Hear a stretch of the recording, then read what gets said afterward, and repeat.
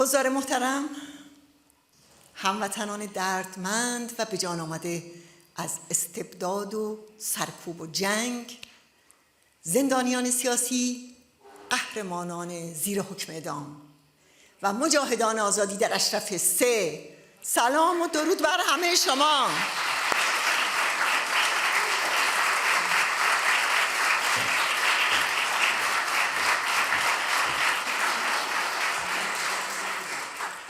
مجاهدان خلق، محمد تقوی، اکبر دانشورکار، بابک علیپور، پویا قبادی، ابوالحسن منتظر و وحید بنی عامریان که در قله مقاومت و رزماوری سربه‌دار شدند و 7 جوان شورشگر، صالح محمدی، مهدی قاسمی، سعید داوودی، امیر حسین حاتمی، محمد امین بیگلری، شاهین واحد پرست و علی فهیم که به جرم رزماوری اعدام شدند، شهیدان صلح و آزادی هستند.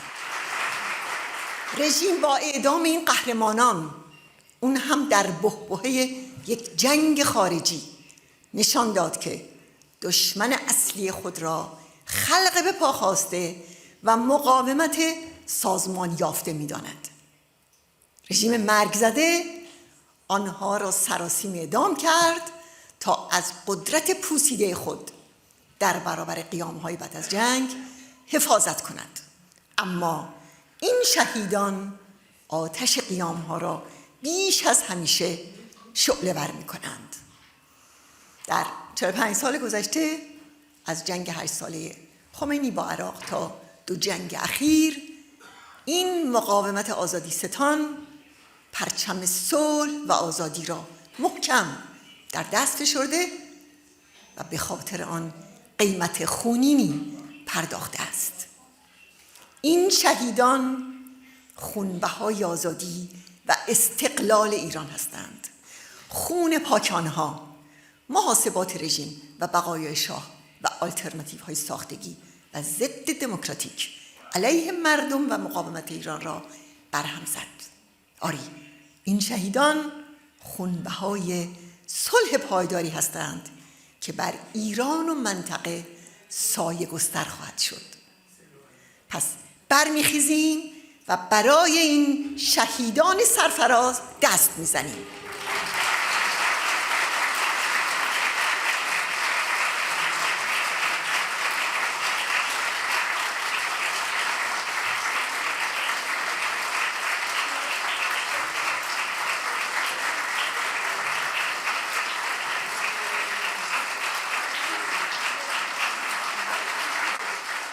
در قیام دیما خامنه‌ای هزاران جوان و نوجوان رو به جرم شرکت در قیام به قتل رسوند و پیکرهای پاک اونها رو در کیسه‌های سیاه در تلویزیون خودش نمایش داد. قطعاً مردم ایران به این حکومت شوم، به حکومت کیسه‌های سیاه، حکومت دار و اعدام و حکومت جنگ و ویرانی و فقر و پریشانی خاتمه خواهند داد.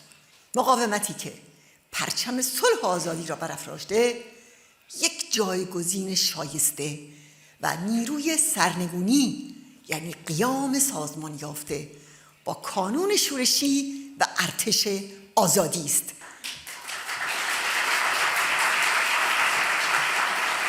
امروز بیش از هر زمان دیگر اثبات شد که راه حل نه مماشات است و نه جنگ، بلکه سرنگونی به دست مردم و مقاومت سازمان یافته آنهاست و اثبات شد که جنگ اصلی میان مردم ایران و استبداد دینی است.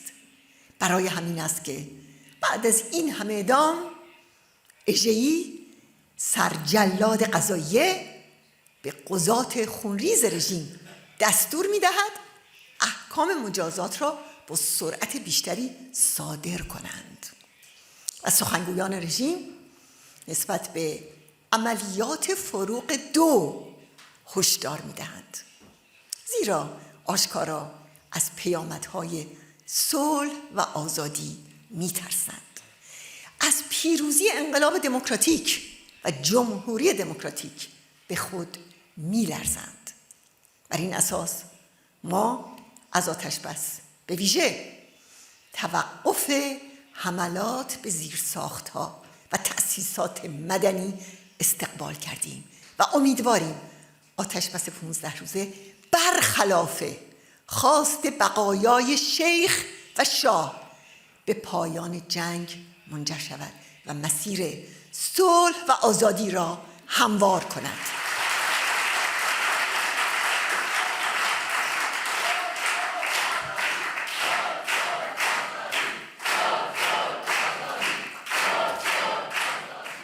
صلح پایدار همچنان که مقاومت ایران از 45 سال پیش تاکید کرده، تنها و تنها با سرنگونی این دیکتاتوری تروریستی و جنگ افروز، آن هم توسط مردم و مقاومت سازمان یافته و برقراری جمهوری دموکراتیک محقق می شود. تاکید می کنم که توقف اعدام‌ها در ایران به عنوان خواست تمام مردم ایران باید در هر توافق بین المللی گنجانده شود. به خصوص که حالا بچه خامنه‌ای برای حفظ این حکومت در حال احتضار به اعدام روزمره جوانان ایران ادامه می‌دهد. در این حال به نحو مضحکی مدعی پیدا کردن 17 میلیون جان فداست. اما اگر راست میگوید، همچنان که مقاومت ایران همواره اعلام کرده است، یک انتخابات آزاد مجلس مؤسسان یا ریاست جمهوری رو تحت نظر ملل متحد بر اساس اصل حاکمیت جمهور مردم و نه حاکمیت آخوندها قبول کند. ما 30 سال پیش برای شرکت در چنین انتخاباتی با تضمین‌های کافی و تحت نظارت ملل متحد اعلام آمادگی کردیم و در سال 93 من در پاسخ به ادعاهای آخوندها که این مقاومت در داخل ایران پایگاهی ندارد گفتم آزادی و امنیت اعضا و هواداران این مقاومت را تأمین کنید تا یک راهپیمایی در خیابان‌های تهران برگزار کنند. آن وقت می‌بینید که چگونه سراپای رژیمتان را در می‌نوردند.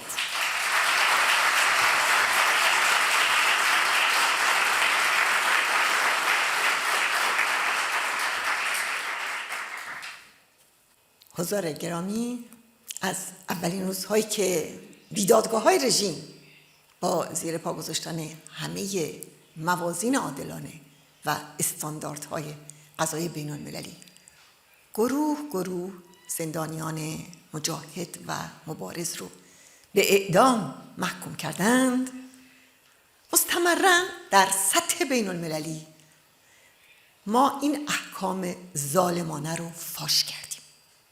در مجلس فرانسه، در پارلمان اروپا، در مقر ملل متحد در ژنو، در ایتالیا، در برلین، هلند و در همین جا و بارها عکس‌های زندانیان محکوم به اعدام رو نشون دادم و هشدار دادم که جان این زندانیان در خطره.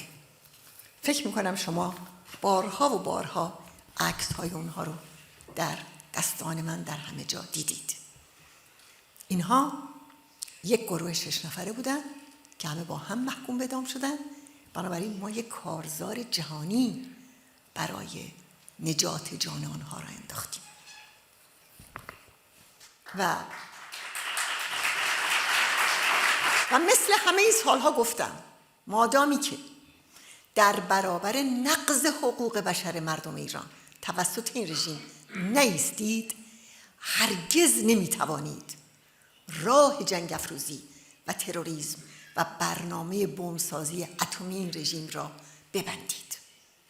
متاسفانه گوش شنوایی پیدا نشد و سکوت و رویگردانی حاکم بود و از اون بدتر حتی جنایت‌های رژیم نسبت به اعضای این مقاومت رو سانسور می‌کردند. در چنین شرایطی بود که این مجاهدان از جان گذشته و این دلیران شورشگر از مواضع و آرمان حق طلبانه مردم ایران دفاع کردند و سرانجام با خونها و جانهای خودشان آن سکوت و سانسور رو رسوا و افشا کردند.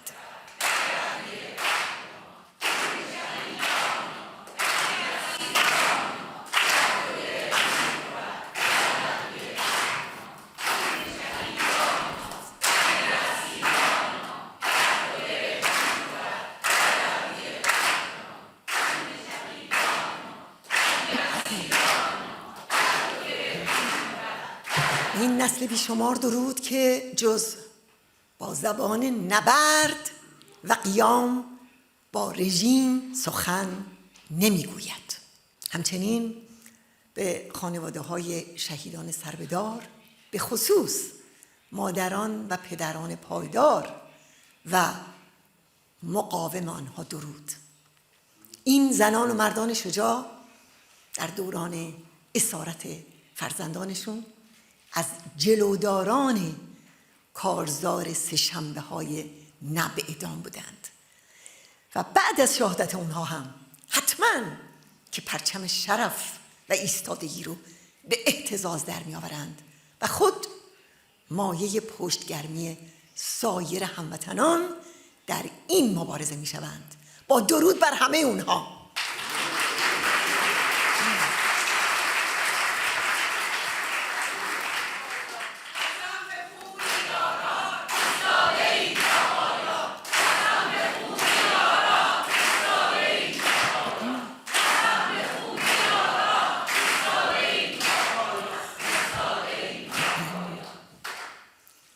آخوندها در این سالیان به هر فریبکاری و تقلایی دست زدند تا این واقعیت رو بپوشانند که نسل رویانی از جوانان به پا خاسته به مجاهدین و به کانونهای شورشی پیوسته است. صدها سریال و فیلم و نمایشگاه ساختند تا نسل جوان را از مجاهدین دور کنند. صدها کتاب پر از دروغ و تهمت و هزاران خبر و مقاله جعلی منتشر کردند تا هدف و آرمان و تاریخچه و تشکیلات مجاهدین رو بی اعتبار و مخدوش کنند.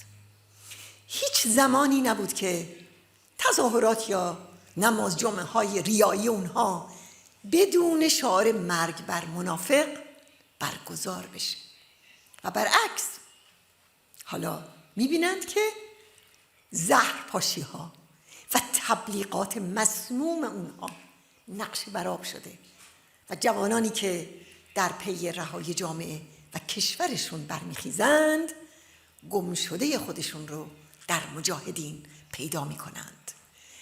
خواب و خیال بیهوده آخوندها از روز اول حاکمیت پلید این رژیم یعنی خمینی و بعد خامنه‌ای تا امروز نابودی مجاهدین بوده و هست. در کشتار هولناک سالهای اول دهه 60 بارها گفتند این جنبش را نابود کردند و دیگر کسی باقی نمانده. در سال 67 خمینی به نسل کشی و قتل عام زندانیان مجاهد و مبارز دست زد و در مورد مجاهدین با دست خط خودش نوشت سریعاً آنها را نابود کنید. در اشرف یک و لیبرتی به مدت 14 سال پروژه بزرگ خامنه‌ای و دستیار جلادش قاسم سلیمانی تلاش برای انهدام مجاهدین بود. با انواع روش‌های ضد بشری، از محاصره درمانی تا شکنجه صوتی، ترور، آدمربایی، غارت و حمله با هاموی و تیغ و تبر. همین 19 فروردین 15مین سالگرد کشتار 36 مجاهد اشرفی در حمله دولت دست نشانده خامنه‌ای در عراق بود. مجاهدین البته با دست خالی اون حملات وحشیانه رو متوقف کردند، اما فشارها به صورت انواع حمله ها و موشکباران ها هرگز متوقف نشد. میخواستند یک نیروی سازمان یافته و کارآزموده، اون هم در نزدیکی مرزهای ایران رو که میتونست در هماهنگی و همراهی با قیام‌های مردمی این رژیم رو سرنگون کنه، از میان بردارند. اما صحنه‌های رزم و نبرد اشرفی ها که از سیمای آزادی پخش میشد، در شهرها و در زندانها موجی از انگیزش، غرور، خشم و حمایت برانگیخت و برمیانگیزد و برخلاف آنچه که رژیم استبداد مذهبی میخواست، زنان و مردان آزادی خواه به این جنبش پیوستند و میپیوندند و از مجاهدان آزادی و حماسه های آنها درس های بسیار میگیرند. این همان چیزی است که رژیم را به لرزه میاندازد.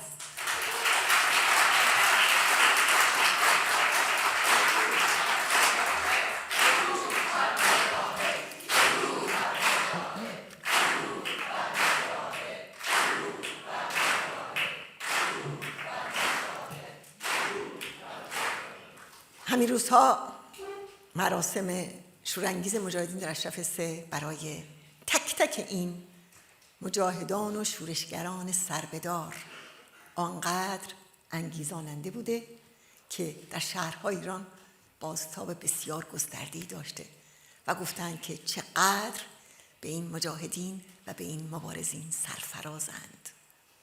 حالا رژیم می‌بینه که کانون‌های شورشی و واحدهای ارتش آزادی در تمام استانها در برابر اونها قد برافراشتند و میبینه از صحنه‌های نبرد تا میدانهای قیام تا زندانها و شکنجهگاه‌ها و حلقه‌های دار، باز مجاهدین و جوانان شورشگر صف در صف به مبارزه برای سرنگونی این رژیم شتافتند. وقتی نسلی به راه و رسم و آرمان این جنبش ایمان آورده، وقتی برای پیش بردن مبارزه از دستگیری و شکنجه و اعدام ترسی به خودش راه نمیده و آنگاه که خط کانون شورشی و ارتش آزادی از تهران و کرج و قم تا مشهد و زاهدان و سنندج و اهواز فراگیر شده، یعنی مقاومت سراسری به چنان توان و ظرفیتی رسیده که میتواند به سرنگونی رژیم دست پیدا کند و دست پیدا خواهد کرد.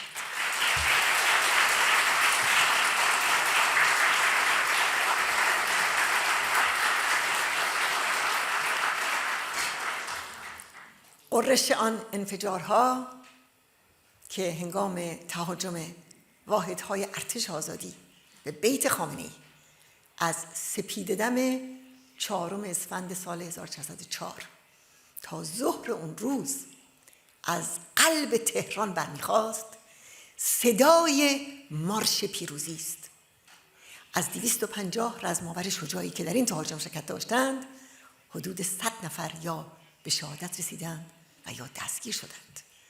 راستی که نسل 100,000، نسل بیشماران و نسل مسعود هرچه شرایط سخت‌تر می شود، پرشمارتر مصممتر و آبدیده تر برای نبرد و جنگ 100 برابر و پرداخت بهای حداکثر آماده تر می شود. همون که مسعود در پیام خودش در توصیف این سربداران گفت: 7 نماد نسل ضد دیکتاتوری و وابستگی، رویان و شکوفا، ضد شیخ و شاه، با آتش و سلاح، خندان و سربدار، مشتاق رویت یار. مشتاق رویت.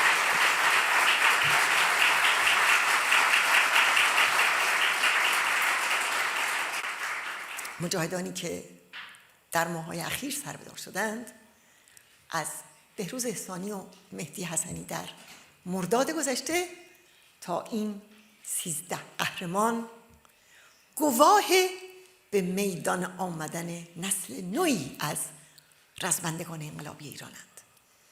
به جملات اونها که هر یک اعلان جنگ با دنیای ستم و سرکوب و بی‌عدالتی است گوش کنید. اکبر دانشورکار گفت: پرچمی که در دستان محمد حنیف نژاد بود اکنون در دستان من است. پویا قبادی گفت: محکم و استوار به پای چوبه دار خواهم رفت.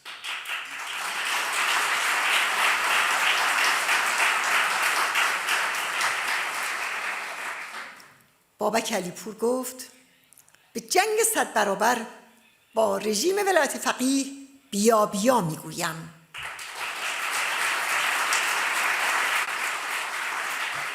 و ابوالحسن منتظر گفت: بالاترین آرزویم این است که مجاهد بمانم، مجاهدگونه بجنگم و مجاهد بمیرم، چرا که این است رسم رستگاری.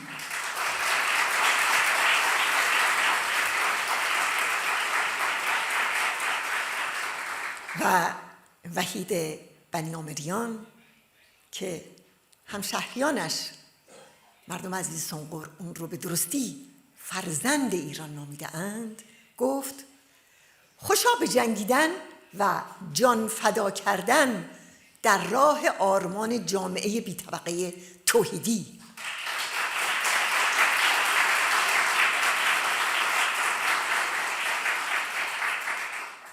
هر یک از این جملات فشرده ایمان و شور و آگاهی است. قضایی جلادان زبونانه اعتراف کرد.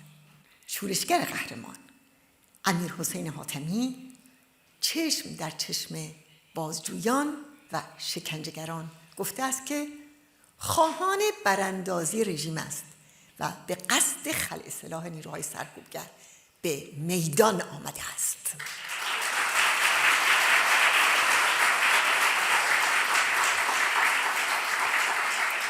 و ببینید که اونها درست در روزهای این حرفا رو زدند که میدانستند و کمترین تردیدی نداشتند که چوبه های دار انتظارشان را میکشند. اما این سرنوشت را با چشمان باز پذیرفته بودند. و باز دیدید که مجاهد دلیر محمد تقوی رو به دژخیمان رژیم گفت: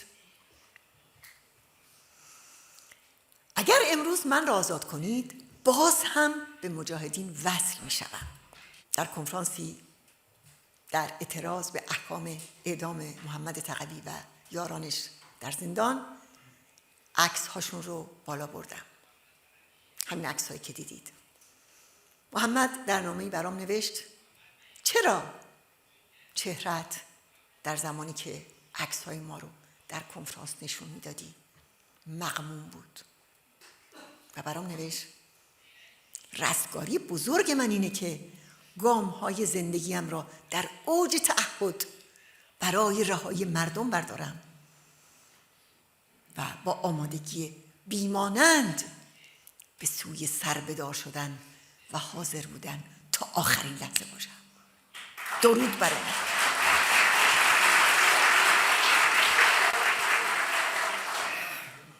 پیامی بود که من از همه اونها بعد از هر بار اسم بردن یا نشون دادن عکس هاشون دریافت میکردم. این تواضع و بدهکاری و شجاعت حاصل انتخاب جانانه‌ای بود که اونها بعد از عبور از آتش‌ها و آزمایش‌های بسیار به اون رسیدند. در این چند سال هر بار که اونها رو برای محاکمه و تجدید حکم اعدام صدا می‌کردند و یا به سلول‌های انفرادی می‌بردند، هر لحظه با اونها بودم و می‌دیدم که هرچه فشار بالاتر میره، اونها هم آبدیده‌تر، سرفرازتر، مصممتر و جنگاورتر پیام استقامت و پیروزی میدهند. با نوشته‌هایی در دستشون از پشت میله‌های زندان در ملاقات‌ها اعلام حضور می‌کردند و با نشاط و سرزندگی دستشون رو به علامت پیروزی بالا می‌بردند و بعد هم سیل نامه‌ها و تعهداتشون سرازیر می‌شد و سوگند می‌خوردند که دشمن رو به شکست و ذلت می‌کشانند. تصویرهای اونا رو می‌بینیم.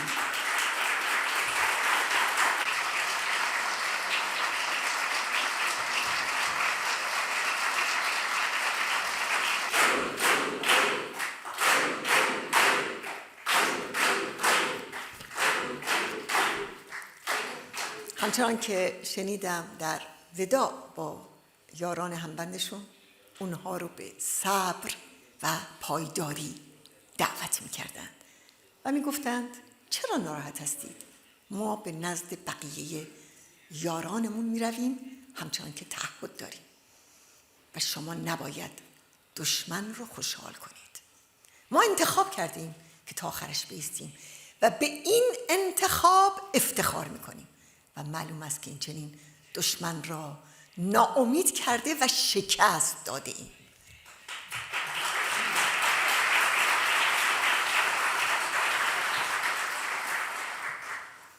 این 6 مجاهد سرفراز از میان سنگلاخ شیطانسازی ها و دروغ ها و تهمت ها گذشتند. به همه جاذبه هایی که اونها رو به نجنگ و فرار از پرداخت بها فرا می‌خواند پشت کردند. از شغلشون، از زندگیشون، از خانوادهشون و سرانجام از جانشون گذشتند و این راز پایداری اونهاست.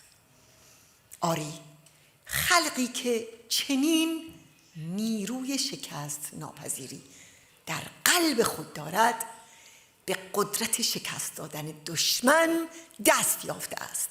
درود بر آنها.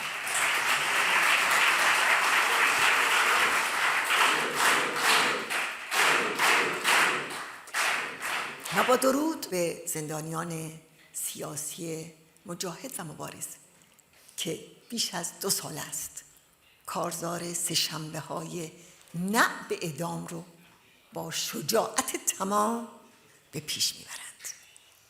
و با درود به زندانیان زیر حکم اعدام که با استواری و استحکامشان جوانان ایران را به مبارزه برمی‌انگیزند.